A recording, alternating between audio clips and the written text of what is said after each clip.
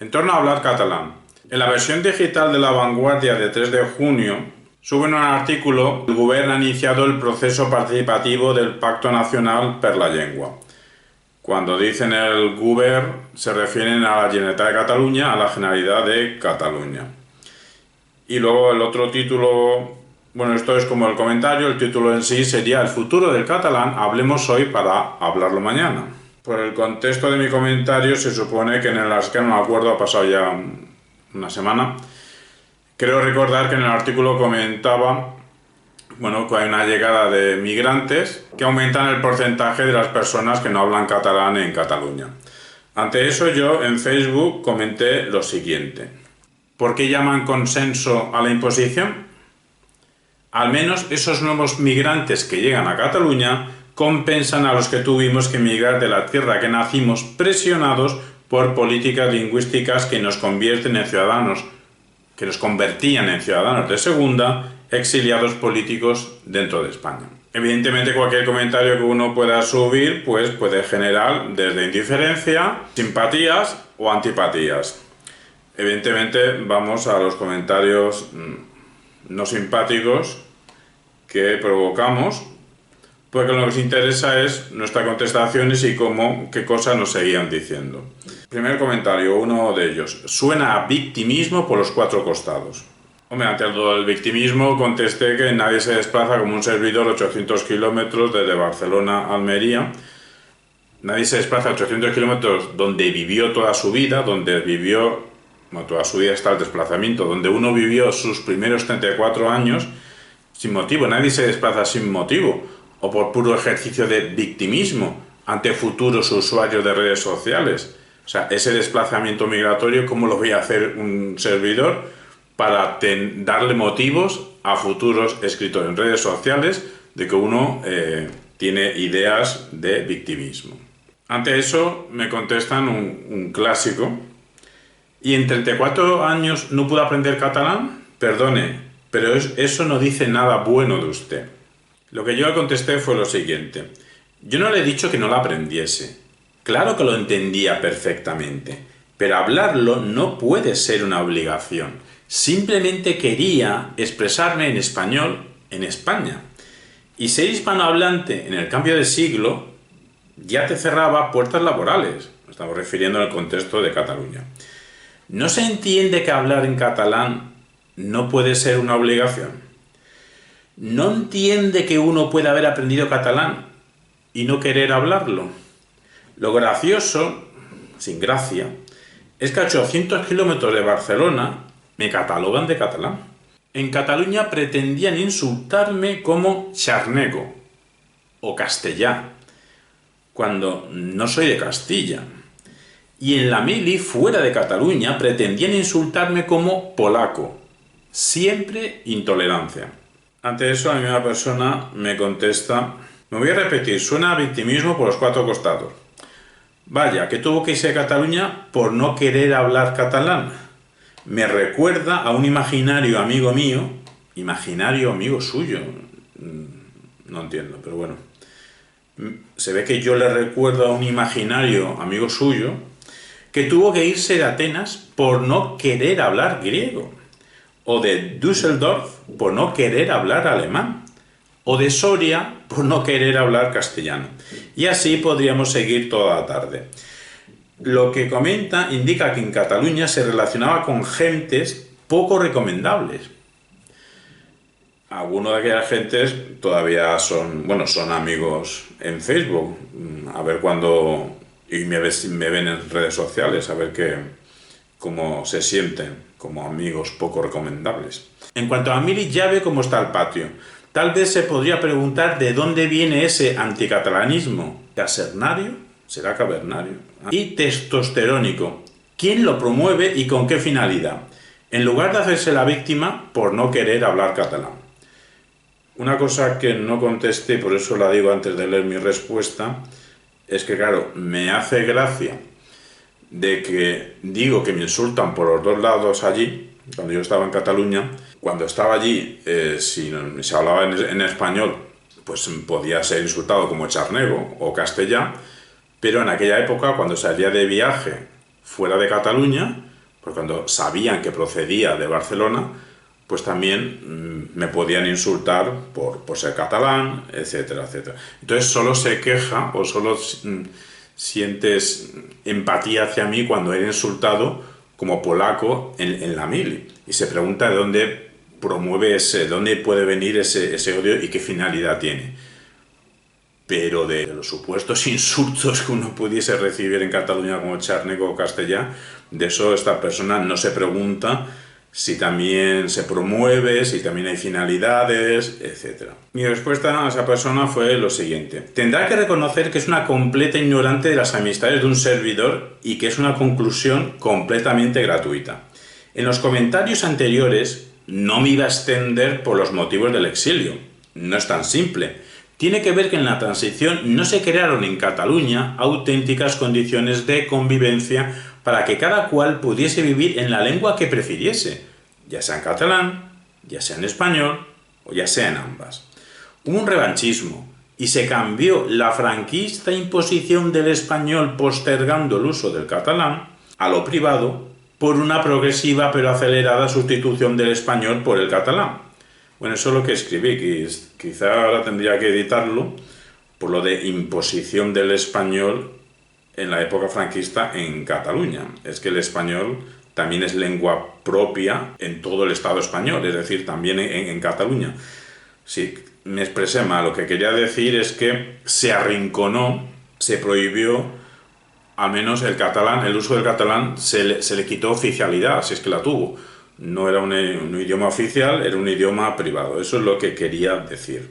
Es incorrecto lo de imponer el español en una parte de España. Bueno, pero lo que quería subrayar es que hubo un revanchismo. Después del franquismo, cuando llega la transición, hubo un revanchismo. Sigo. El nivel C de catalán, en vez de ser un plus, un mérito a añadir, se convirtió en una marca excluyente. Sus analogías con el griego en Atenas o el alemán en Düsseldorf es un ejercicio falaz mayúsculo. ¿No se da cuenta que en Barcelona y en Cataluña no todos son catalanoparlantes? Ni en los 90, cuando yo estaba allí, ni ahora en 2022. ¿Qué se cree? ¿Que yo era el único hablante de español de toda Cataluña y estaba rodeado solo de catalanoparlantes? Por cierto, la mayoría de mis amigos eran catalanoparlantes. ¿No se da cuenta que el único idioma oficial de Atenas y de toda Grecia es el griego? ¿Desconoce que la situación lingüística de Atenas y Barcelona son distintas? ¿Desconoce que en Barcelona hay dos lenguas oficiales, pero, añado, solo una de ellas es común a toda España? Si usted quiere exponer su experiencia de vida, usted y cualquier persona, evidentemente, me estoy dirigiendo a todos, yo con mucho gusto la atenderé, dicha experiencia, dicha exposición de una experiencia de vida. Y yo me la creeré en el sentido de que si una persona dice que siente algo, su experiencia es esta, bueno, pues yo me creo que esa es la concepción, la creencia de esa persona. Es lo que yo estaba haciendo, exponer mi sensación de por qué me fui de Barcelona, habiendo nacido allí y vivido mis primeros 34 años de vida. Sigo la lectura. Y otras personas, bueno, cito una persona que me ha hecho un comentario antes de que no tiene problema con hablar un idioma o hablar otro, pues bueno, perfecto. Y otras personas como, bueno, no digo el nombre ahora, pueden tener otras personas, pueden tener otras experiencias de vida. Y yo me las creeré. Y en ningún momento he sido irrespetuoso. Por eso tan solo pido respeto, porque tan solo he expuesto una experiencia de vida y no exteriorizar un ejercicio de victimismo. Ahora pues me justifico de que no soy una persona desconectada con la cultura catalana y pongo: si se entra en mi Facebook, en mis álbumes, se encontrará el álbum Horizonte Catalán, señal de que cierta parte de la cultura catalana, con toda su riqueza, la conozco perfectamente y aprecio. Los pocos lectores de mi obra, pocos a lo mejor no sé si ninguno, claro, se haya leído la obra entera, no sé si es un lector. Los pocos lectores o el lector de mi obra, El sueño es vida, localizable en Amazon, podrán cerciorar que mi nivel escrito en catalán, en poesía, y me estoy refiriendo a la página 141, la poesía, el Ludolaboro M, la poesía Testament, y la subtitulo, a propósito, Poema a nivel de las letras catalanas. Bueno, y ahí cambio de nombre y me pongo el de Xavier Vilanova. Xavier Javier Eladio y Vilanova, pues Villanueva, que es mi segundo apellido, ¿no? Bueno, esta página y media tardé de 22 años en hacerla. Evidentemente, entre tanto, hice otras cosas, ¿no? Y fuera broma, un servidor está orgulloso del nivel de catalán escrito que aquí hay. Bueno, como no tengo lectores, ni en español, y mucho menos a lo mejor en catalán, digamos, quien lo lea podrá cerciorar que mi nivel escrito en catalán en poesía es digno. El autor egocéntricamente utilizará un adjetivo bastante más elogioso. Lo que quiero decir es que no soy un ignorante en cultura y lengua catalana. Y me alucina que haya alguien que se permita juzgar mi vida pasada sin realmente conocerla. Pero hablar en catalán es una opción de vida y no debería ser una imposición. Si alguien, su experiencia de vida le lleva a decir que no ha sentido imposición, pues yo me creo que esa es su percepción. Mi experiencia de vida es que una titulación de doctorado, en 2001, el primer doctorado, no me servía si no iba acompañada de un requisito inexistente para el mismo trabajo en otras partes de España, son nivel C de catalán. Lo que digo es que el consenso de la transición creó unas condiciones de no convivencia, o de no auténtica convivencia, o de una convivencia en la que algunas personas, como un servidor, bueno, algunos reaccionaban superintegrándose en la cultura catalana y convirtiéndose en más catalanista que el más catalanista, otros aguantando como se pudiese, y unos terceros, pues, exilio político. Y eso me hizo ir. Pero no solo a mí, no soy el único. Esta es mi experiencia de vida. Bueno, también hay gente, lo voy a nombrar, como Jeremías Locke, que dice totalmente de acuerdo, mucho ánimo y a seguir expresándose en libertad en las lenguas que le apetezca, sin imposiciones, bona vesprada. Pues perfecto. Otra persona hizo un comentario que es una persona que dice tan de dret el català com el castellà, l'idioma espanyol en si no existeix, ja que si Espanya està formada per un conjunt de províncies, tan espanyoles el català com el basc, el gallec, l'aranès o el castellà. Respectar les llengües d'un país faria sentir integrada tot el conjunt de nacionalitats. Des del moment que no accepten una llengua, estan excloent una nacionalitat i és normal que ens sentiguéssim estranys en el mateix país. Lo que viene a decir es que tanto derecho tiene el catalán como el castellano.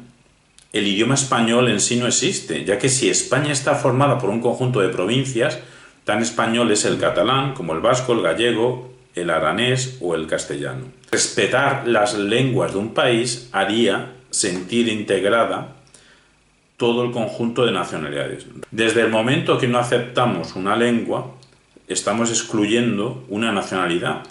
Y es normal que nos sintamos extraños en el mismo país. Por eso mismo, y por muchas más injusticias, cada día somos más los independentistas. Bueno, pues a esta persona le contesto lo siguiente. Pues bien, a esta persona le contesto lo siguiente. Que desde el independentismo, bueno, no está escrito, pero lo de independentismo, pues no es correcto.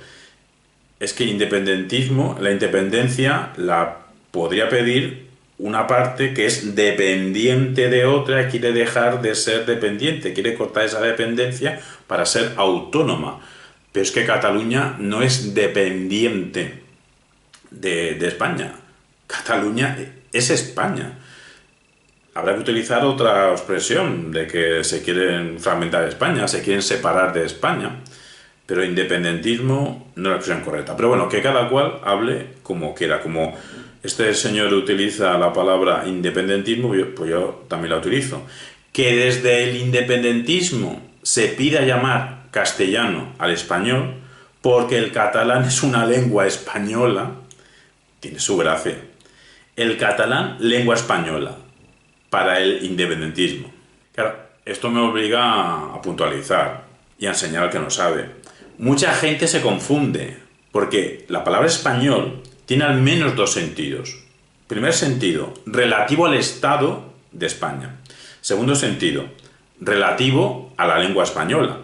En la transición, con la excusa de que no usemos el sentido 2, el sentido de relativo a la lengua española, porque todas las lenguas habladas en España son de España, es decir, el sentido 1 de relativo al Estado español. Los regionalismos varios metieron un gol y así consiguieron que no usemos o no usar en la Constitución o no usar tanto el adjetivo español para la lengua común de España. El gol era conseguir que se utilizase castellano. Incluso ahora mismo en Andalucía y en toda España, pues los que quieren estudiar la lengua en la que se expresa Benito Pérez Galdós y su sintaxis y su semántica y su pragmática, pues a eso lo llaman lengua castellana y literatura según los planes oficiales. Eso en comentario no estaba escrito. Sigo leyendo. Pero eso es un criterio político, no lingüístico. La palabra castellano, filológicamente hace referencia a bien, uno, se abre la comilla para ver a qué nos estamos refiriendo en este sentido, esa lengua romance de la Edad Media oriunda de La Rioja en la que se escribió el poema de Viñocid. O bien dos, otro sentido. Abro también la comilla simple. Esa variante dialectal del español hablada actualmente en Castilla. Y cierro la comilla simple. La RAE, la Real Academia Española, no quiere entrar en política, entonces acepta las dos palabras, pero recomienda la palabra español.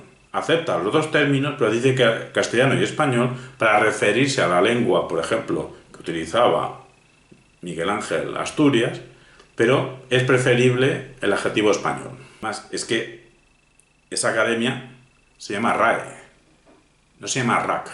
Con tu perspectiva, el idioma oficial de Italia sería el toscano, pues el toscano es al italiano lo que el antiguo castellano al español. No hay ningún diccionario toscano-castellano. Y en Italia también se habla catalán, en Alguer. Y los habitantes de Alguer no se sienten molestos porque el idioma común de Italia lleve por nombre italiano. Claro que hay que respetar todas las lenguas habladas en España.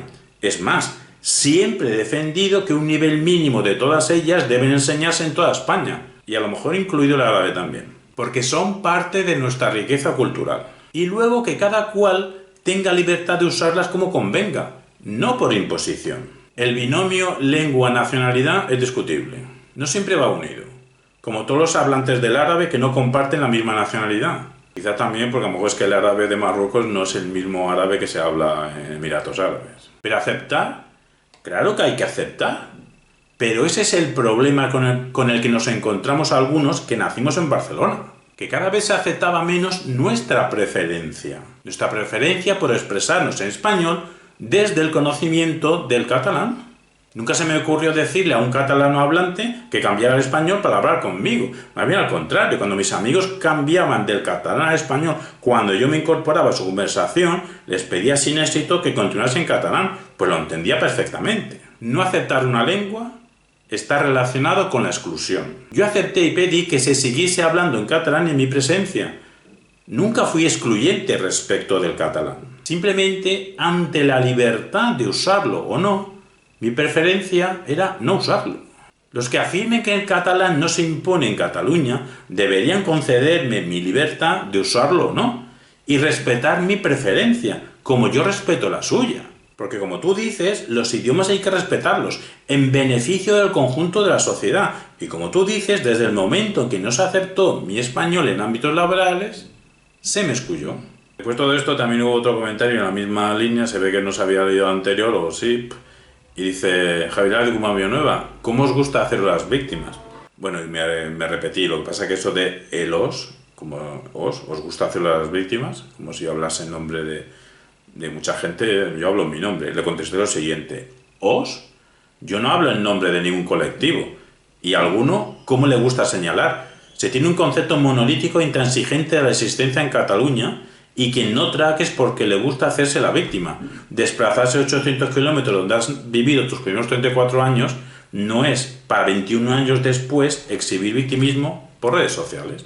Bueno, hoy el tono ha sido un poco subjetivo de opiniones de uno, de existencias de uno, de experiencias de uno, pero las comparto no para exhibir las ocurrencias de uno, sino porque pueden ayudar a otras personas a entender cómo algunos nos sentíamos en la Barcelona de los años 90 y cómo algunos pensábamos y cómo esos pensamientos nos llevó a ciertas acciones. En resumen, es que el catalán sea una lengua exclusiva de Cataluña, bueno, o de los países catalanes, como dicen, que sea exclusiva de Cataluña no la convierte en la única lengua común en Cataluña, porque Cataluña es España y la lengua común de toda España es el español. Y castellano es lo que escribía el poema de Mio Cid, y castellano es lo que hablan los de Valladolid. Este español hablado en Valladolid es el castellano, y las jarchas. En resumen, la cultura catalana en su conjunto es de una riqueza extraordinaria, más allá de lo lingüístico del catalán, y como dije en mi Facebook, en el álbum Horizonte Catalán, pues a mí me ha influido, como pongo aquí, Ramon Llull, Jaime Balmes, el pensador que elevó el sein catalán a la sensatez a categoría filosófica bajo la forma de una lógica del sentido común. También me ha influido Jacint Verdaguer, creador de la moderna lengua literaria catalana, el poeta catalán más importante del XIX. También me influyó Narcís Oller, prosista principalmente en catalán, que desde coordenadas realistas naturalistas se deslizó finalmente hacia el modernismo, caracterizado por poseer verdadero oficio como novelista, conocedor de las técnicas narrativas de su tiempo, el único escritor catalán de finales del XIX que podía formar equipo con un Galdós o un Zola. Tener plena conciencia de la importancia del catalán como lengua literaria. También recurrir a su experiencia personal para crear la atmósfera adecuada. Posicionamiento en pro de una escritura comprometida con la observación de la vida contemporánea, lo que requiere una precisión documentalista de calidad y experimentada, gracias a lo cual consigue una fotografía de la sociedad industrializada de la Cataluña de fines del XIX, llena de contradicciones, las propias de una salida del antiguo régimen hacia un dinamismo capitalista donde tanto el campo como la ciudad cambian rápidamente. El campo se vacía, aportando así el material humano que constituirá el proletariado en un dinamismo industrial sin precedentes, agitado por la obsesión de la burguesía por la especulación financiera. Todo ello desde un idealismo romántico de base del que no pudo o no supo o no quiso desprenderse. De ahí que siempre mantenga un interés más acentuado hacia el individuo que hacia la sociedad. Así pues, no llega al extremo de un determinismo sociológico propio de un escritor realista ortodoxo. Al punto que su última novela, Pilar Prim, de 1906, parece dejarnos como testamento literario la tesis romántica que en el fondo siempre ha sostenido, que los estados afectivos marcan la verdadera medida del individuo, la garantía de su autenticidad. A nuestro juicio, este entrelazamiento entre individuo y sociedad sitúa a Oller por encima tanto del romanticismo subjetivista como del realismo pretendidamente objetivista.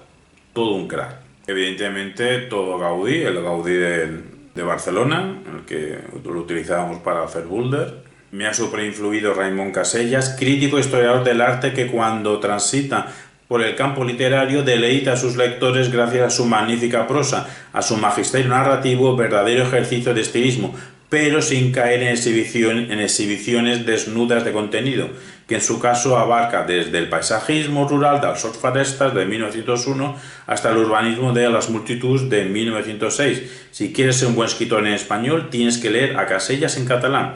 Se adelantó a la Ortega de 1923, abordando el tema de la masificación en Las Multituds, a nuestra visión fragmentada de nuestro presente con su colección de Llibre d'Històries, 1909, y a la exploración intencional de la ciudad paseando de Benjamin y de los surrealistas parisinos, con su extraordinario pasaje de perderse en una gran población jamás visitada. La objetivación que logra Casellas de su tiempo a través de su prosa modernista es sin duda magistral. Un escritor a reivindicar siempre. De Víctor Català, evidentemente Solitud, de Caterina Albert. Resumidas cuentas, porque su atmósfera nos desconcierta, posiblemente por su voluntad y decidida reforma de la arquitectura novelística, pues ni estamos ante un poema largo ni ante una novela al uso, ni siquiera al modo modernista en que se enmarca. Me sitúo ante lo incomprensible, como un fragmento de Nick Land de los 90 de los 20, salvando las distancias de lo que opera como cibercultura en Land ejerce de natura en Víctor Català, pero la apelación a un universo mítico propio desde un eclecticismo tan fragmentario como acelerado es semejante. Palabras como piezas. Tanto la escritura de la ficción teórica de Land como del supuesto naturalismo rural de Català son productos de una depuración estilística respecto a fases anteriores de cada autor, pero que con todo y con eso ofrecen un exceso. Evidentemente también nos influyó Josep Pla, tendencia a la precisión y a la claridad, hecha escritura concreta, tan tangible como inteligible, exacta con los adjetivos y con las percepciones, coherente y por eso internacional, en su llamado país a poblaciones como Cadaqués, Palafrugell o Cotlliure. Humana, testimonial, una obra singularísima entre las creadas en el siglo XX, un refugio donde reposar tras los excesos de textos rebosantes de subordinación o de nostalgia de la Costa Surre. La Costa Surre es la Costa Brava. La ilusión de la vida sin convenciones, hecho recuerdo empordanés, soñando lo irreal del suquet, apoteosis de placeres tangibles que son precisamente los que más intensamente apreciamos, quienes nos dedicamos a los juegos de palabras, asimismo sofritos de la filosofía, la descripción de cómo practicar una vida directa y sin límites incompatible con determinado grado de estupidez e ineptitud de la cultura intensiva, enfermiza. Arriesgarse en hacer cosas diferentes sin saber cuál será el resultado. Con todo, una embarcación tiene que navegar y esto no es una fantasía, es una realidad. Como real es el deseo de no hacer nada o evadirte en un barco en verano. Los escritores tan solo hacemos nimiedades sin sudar. Entre la ficción y la realidad no hay una frontera real, sino de escenografía. En contra de todo urbanismo que nos arranque de la lengua materna, el español en nuestro caso y el catalán en el maestro Pla. Porque no somos solo apariencias, también un dragón de algo espiritual, materializado en una lengua. Cadaqués y Cotlliure son los países más sorprendentes e incompatibles de la costa mediterránea, porque tienen hondas raíces en el mar y en la tierra, aunque no por eso las anchoas son muy buenas a veces. Llegado el fin de esta memoria, nuestra lectura de Josep Pla, nos abrazamos al silencio, como diría aquel pequeño propietario rural que se convirtió en uno de los más importantes escritores europeos de su tiempo, con una inexplicable avidez.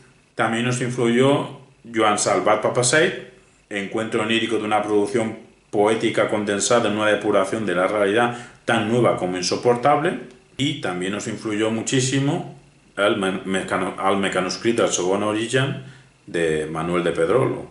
Aparentemente una prosa sencilla sentada en un tono descriptivo como si fuese el de un escritor no profesional, que está construida de forma concisa por sutilezas, todas ellas metafóricas. ¿Metafóricas de qué? De la construcción de una nueva humanidad desnuda de opresiones sociales como el racismo y las desigualdades sobre los fragmentos librescos de la sociedad anterior. No podemos pasar por alto que la obra está escrita en 1973, cuando era obvio que al menos al dictador Franco no le quedaba mucha vida, y presumiblemente al franquismo. En resumidas cuentas, viva la cultura catalana, viva la lengua catalana, animamos a estudiarla, animamos a practicarla, animamos a escribirla, animamos a leerla, y asimismo con la lengua española y el resto de lenguas que han emergido en la península ibérica. Simplemente estamos en contra de la imposición de una lengua por motivos políticos. Hasta otra.